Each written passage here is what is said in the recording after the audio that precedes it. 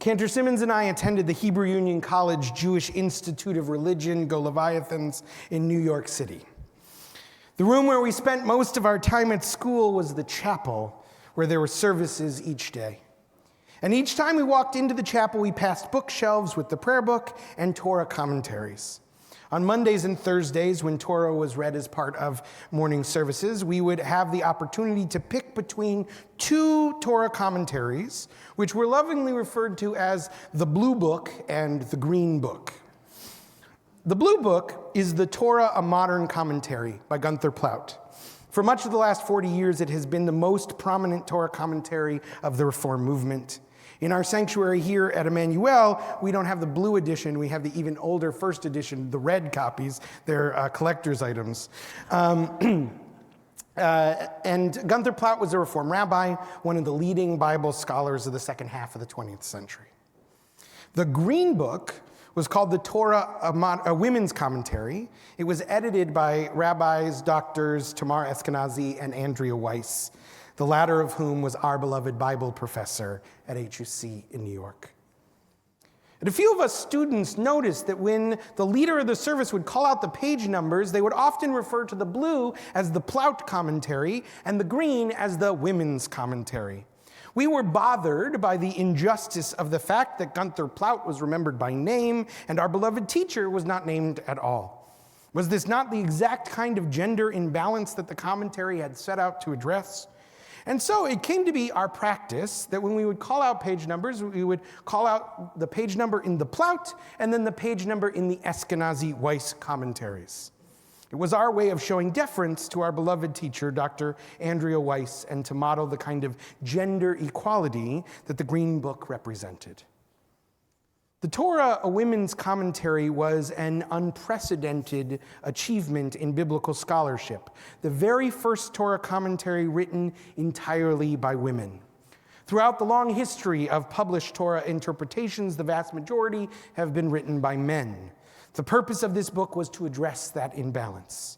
It was meant to lift up the voices of some of the best and brightest Torah scholars from around the world.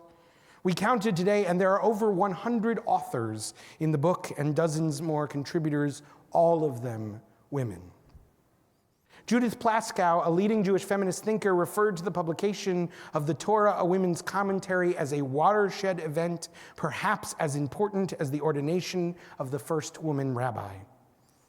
The commentary doesn't only ask about issues related to women, it talks about all the issues of the Torah, aiming to elucidate the meaning of the text. But sometimes it brings a different perspective.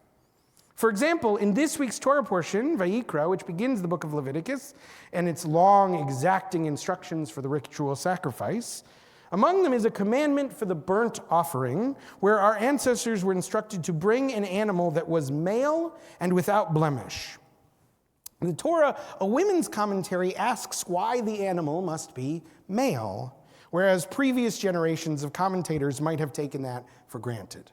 For example, Gunther Plaut offered a commentary on the phrase without blemish, but elides over the sex of the animal completely.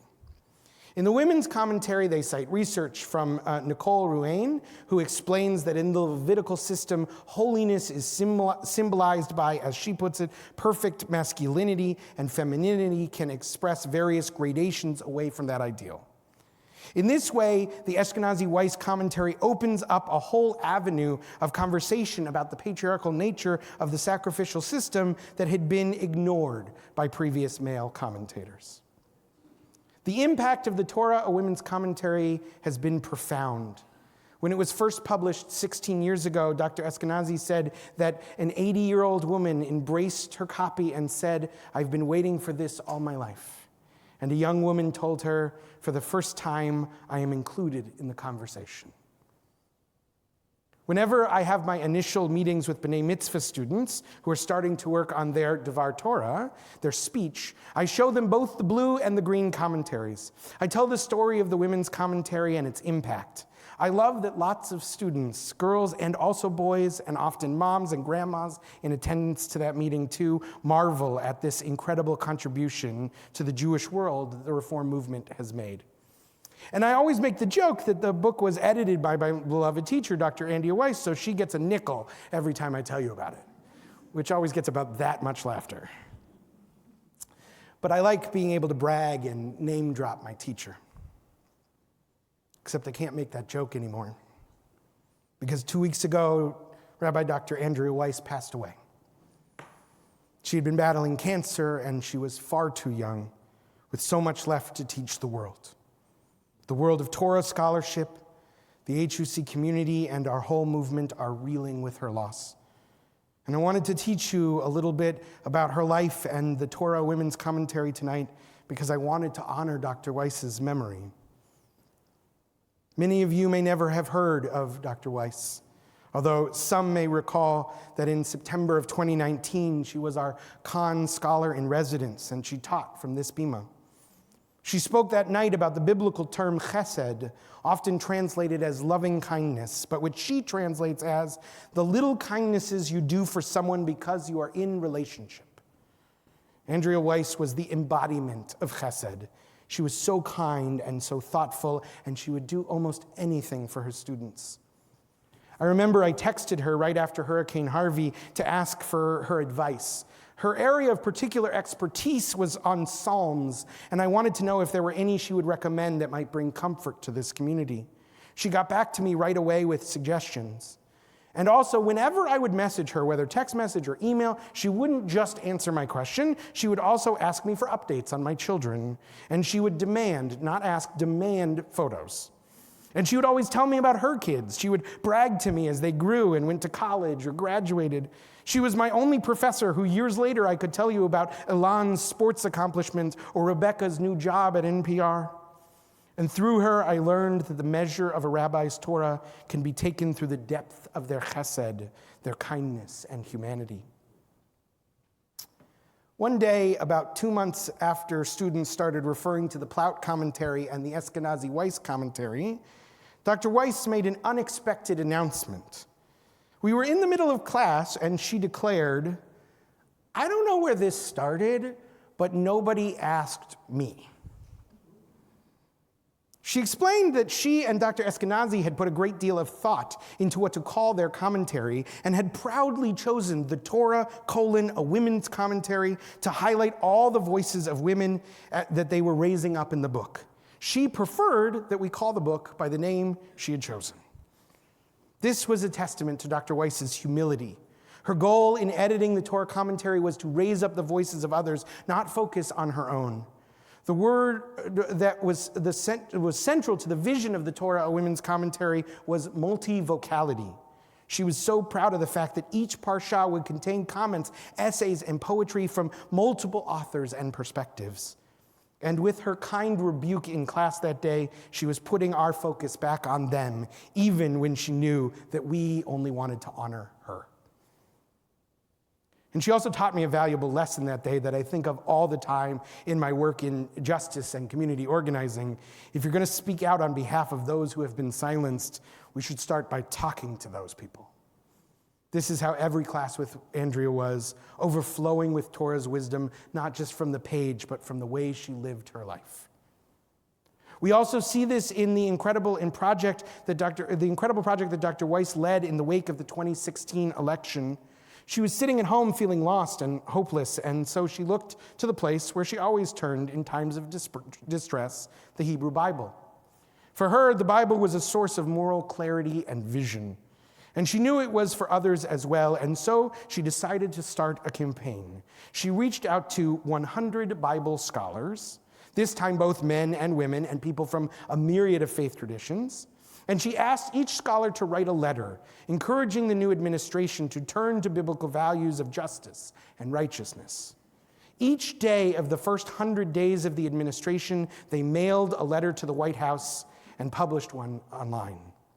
The project came to be known as American Values and Religious Voices, and all the letters were gathered together into a book. They repeated this campaign with 100 new letters for the Biden administration 4 years later. This was Dr. Weiss's view of the Torah, a place to turn in uncertain times for enduring messages of comfort and strength, of wisdom and courage. In the moments of turmoil that followed the 2016 and 2020 elections, she lifted up this group of diverse voices in a project which was once again centered on multivocality. In a time of alternative facts and misinformation, she found a way to refocus us on the Torah's enduring truth. As an example of enduring truth, I want to share her words from when she was here in 2019. She told a short reflection on one of her favorite biblical texts. When I heard about Chester's dog, I immediately thought about a lesser-known episode in the book of Exodus, a text that I often think about at this time of year. After the plagues in Egypt, Pharaoh finally lets the people go, and they miraculously cross the sea and celebrate with song and dance. Then they set out for the promised land. But what happens next? Exodus 15:22 tells us, Moses made the Israelites journey onward from the Sea of Reeds, and they went for 3 days in the wilderness, but did not find water. Velo matzu maim. They came to Marah, which is a Hebrew word that means bitter. But they could not drink the water because it was bitter. And the people grumbled against Moses, saying, "What shall we drink?" So what did Moses do? He cries out to God, and God shows him a piece of wood. Moses throws the wood into the water, v'yimtekehu hamayim, and the bitter water becomes sweet. Notice that God does not just fix the problem. God shows Moses a solution. Moses is the one who has to find the stick and throw it in the water. This, to me, is where the miracle occurs. When human beings exhibit the God-given capacity to transform that which is bitter, tragedy, suffering, injustice, and somehow make it sweet.